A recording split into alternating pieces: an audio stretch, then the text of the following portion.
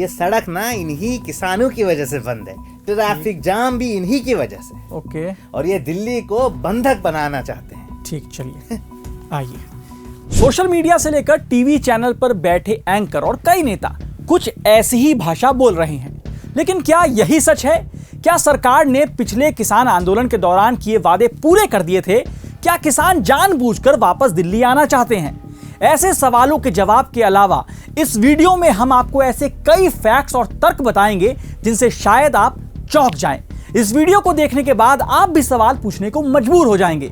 सवाल यह भी है कि किसानों से जुड़े और किसानों की आवाज उठाने वाले सोशल मीडिया अकाउंट को कौन सस्पेंड करा रहा है? क्या किसानों पर पुलिस ने पैलेट गन चलाए? इसलिए हम पूछ रहे हैं, जनाब ऐसे कैसे?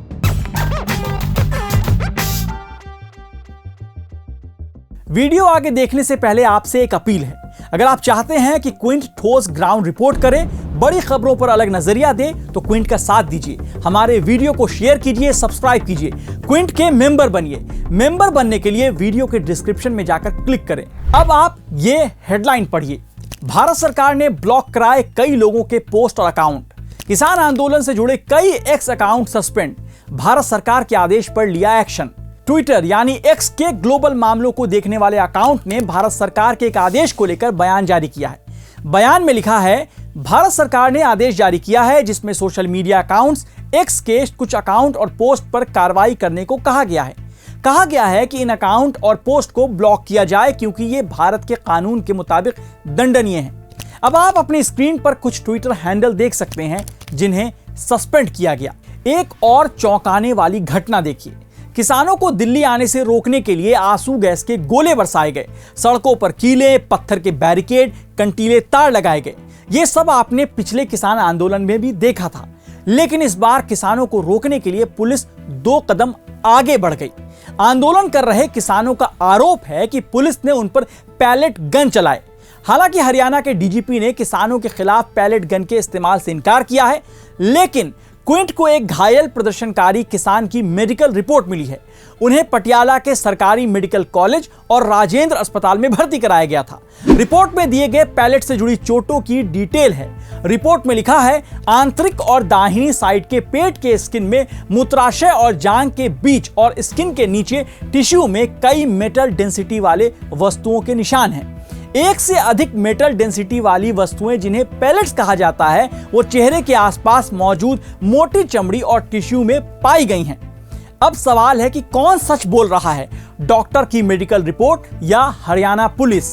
सवाल यह भी है कि सरकार ने किसानों को 5 फसलों पर 5 साल तक एमएसपी की गारंटी का प्रस्ताव दिया है, फिर यह सब क्यों हुआ? सरकार एक तरफ बातचीत का हवाला दे रही है, दूसरी तरफ बीजेपी गठबंधन की हरियाणा सरकार किसान आंदोलन से जुड़े संगठनों और नेताओं के खिलाफ राष्ट्रीय सुरक्षा कानून के तहत कार्रवाई करने की बात कहती है।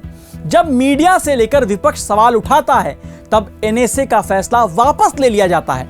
आखिर ऐसे फैसले पहले ही क्यों लिए गए? एक और सवाल है कि क्या भारत अकेला देश है जहां किसान अपनी मांगों को लेकर सड़क पर हैं? जवाब है नहीं। France, Germany, Italy, Greece, Belgium, Netherlands, Poland, Spain में भी अलग अलग मांग को लेकर किसान प्रदर्शन आंदोलन कर रहे हैं। फ्रांस में किसानों ने कृषि डीजल पर सब्सिडी या टैक्स को खत्म करने की योजना का विरोध किया। ग्रीस की राजधानी एथेंस में तेल और बिजली की बढ़ती कीमतों के खिलाफ किसान ट्रैक्टर के साथ ग्रीस की संसद तक पहुंच गए। ग्रीस की सरकार कह रही है कि हम किसानों की मांग को समझते हैं। बता दें कि ग्रीस ने किसानों पर ड्रोन से आंसू गैस के गोले नहीं गिराए। सवाल यह भी है कि ये किसान अपने आप सड़क पर आ गए हैं क्या? दरअसल 2 साल पहले 3 कृषि कानूनों को रद्द कराने और एमएसपी की गारंटी जैसी कई मांगों को लेकर किसान दिल्ली के बॉर्डरों पर धरने पर बैठे थे। तब 13 महीने के लंबे आंदोलन के बाद सरकार ने उनकी अहम मांगे मान ली थी, लेकिन अब फिर किसान दोबारा सड़कों पर क्यों हैं? संयुक्त किसान मोर्चा अराजनीतिक के नेता जगजीत सिंह डल्लेवाल ने कहा, सरकार ने उस समय न्यूनतम समर्थन मूल्य की गारंटी का वादा किया था। किसान आंदोलन के समय किसानों के खिलाफ जो मुकदमे किए गए थे वे वापस लिए जाएंगे। लखीमपुर खीरी की घटना में मारे गए लोगों के परिवारों को नौकरी और घायलों को 10-10 लाख रुपए दिए जाएंगे, लेकिन सरकार ने अपना वादा पूरा नहीं किया। अब सवाल है कि किसान कई महीने से दिल्ली चलो की बात कह रहे थे, फिर पहले ही उनसे बात कर कॉन्फिडेंस में क्यों नहीं लिया गया?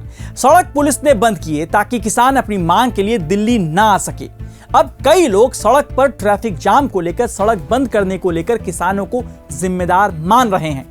लेकिन क्या इन लोगों को 1974 का जेपी आंदोलन, 1988 का महेंद्र टिकैत के नेतृत्व में लाखों किसानों का दिल्ली की सड़कों पर आंदोलन, 2011 का अन्ना आंदोलन, 2012 का निर्भया रेप केस के बाद का आंदोलन की जानकारी है?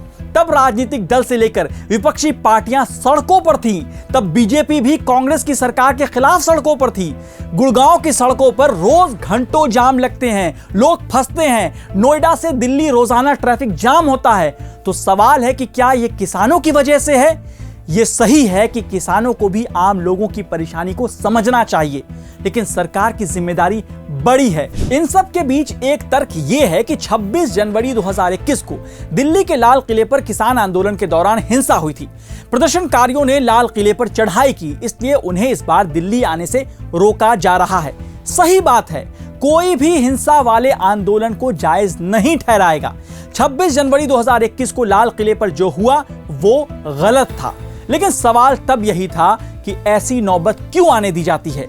अगर सरकार और किसानों के बीच सकारात्मक बातचीत होती तो शायद 22 साल के किसान शुभकरण सिंह की मौत नहीं होती।